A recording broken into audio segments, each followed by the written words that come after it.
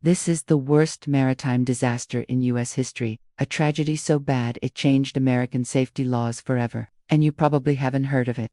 On July 24, 1915, hundreds of families boarded a ship named the SS Eastland. It was the height of summer in Chicago, and everyone was excited about the upcoming company picnic. People dressed up in their finest clothes, brought food with them, and posed for photographs. But those pictures would soon be the last living memory many of them had, because just minutes after boarding the ship, laughter turned into screams, and the vessel capsized right there at the dock. Welcome to my channel. Today we will visit this disaster and try to answer the following questions. Why did the ship roll over? How did such a large number of people die? And how has this tragedy impacted our world today? The scene is set in Chicago in 1915.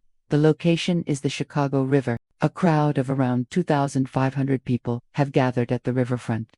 These are mostly workers from the Western Electric Company and their families. They are all here for the annual company picnic, which will take place in the nearby town of Michigan City, Indiana.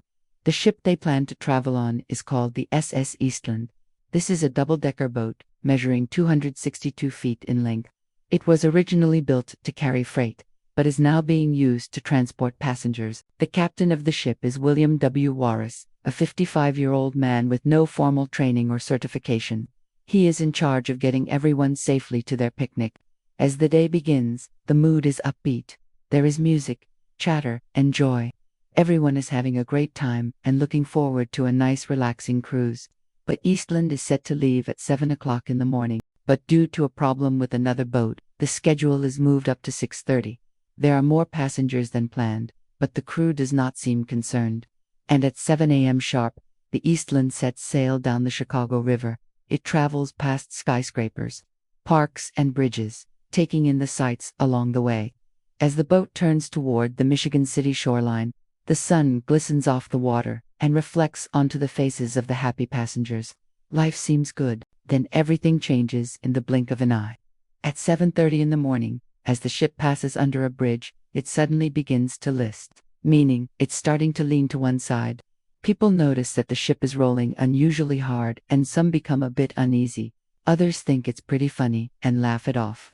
But the list becomes more pronounced and the ship continues to roll until it eventually flips completely onto its side. This happens so fast that nobody has time to react. People scream as they are thrown into the water.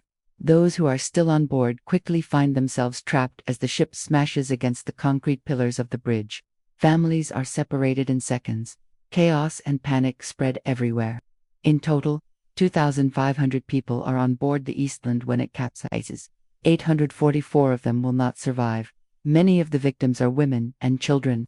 Lifebuoys arrive on the scene and jump into the river. They are joined by people from the shore, all trying to rescue those trapped inside the overturned ship.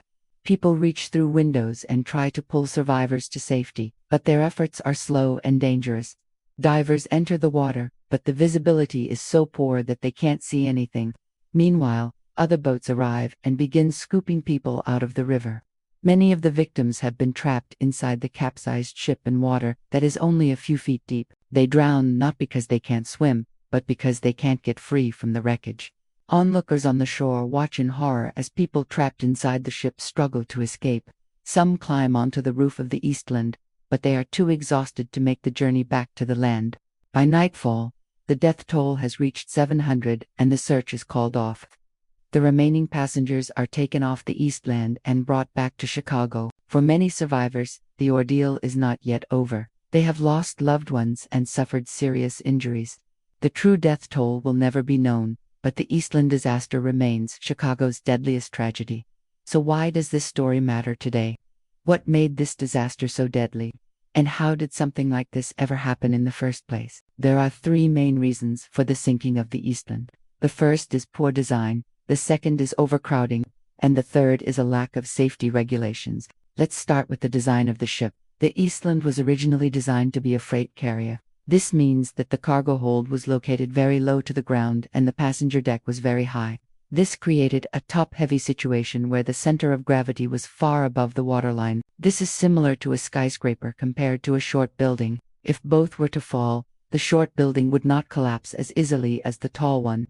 To make matters worse, The walls of the ship were made of steel, which was much stronger than the wooden planks that were typically used at the time. This meant that, if the ship did begin to list, it would be harder to get back upright. Overcrowding was also a major factor in the disaster. When the Eastland set sail, there were already more passengers on board than it was designed for. But as more and more people came to the riverfront to board the ship, the crew allowed them anyway. No effort was made to weigh the load or balance the passengers. The captain did not check the weight distribution, and the disaster was the result. Finally, there was a lack of safety regulations in place. At the time, the government did not require ships to have lifeboats or lifebuoys. There were no regular inspections to ensure the safety of passengers. And the crew of the Eastland was not properly trained. In addition, there was no emergency plan in place. All of these factors contributed to the disaster and made it much more deadly than it needed to be. In the aftermath, there were calls for reform and change. An investigation into the disaster was conducted and several people were put on trial. Many argued that there was no way to predict such a disaster, and therefore nobody was to blame. But this was not the case. Evidence showed that the captain knew the ship was top-heavy, and he had actually complained about it in the past. But his complaints were ignored, and the ship set sail anyway. Ultimately, 5 men were found guilty of manslaughter and served short prison sentences. However, these convictions did little to help the families of the victims who lost loved ones in the disaster. In the years since the disaster, there have been many memorials held to honor the victims. A plaque was placed at the site of the disaster, and a monument was erected in Lincoln Park. In addition, the story of the Eastland disaster is now part of Chicago history. There are tours available that take visitors to the site and tell the story of what happened there. What do you think? Do you think someone was to blame for this disaster? Should somebody have done more to prevent it? Let me know your thoughts in the comments below.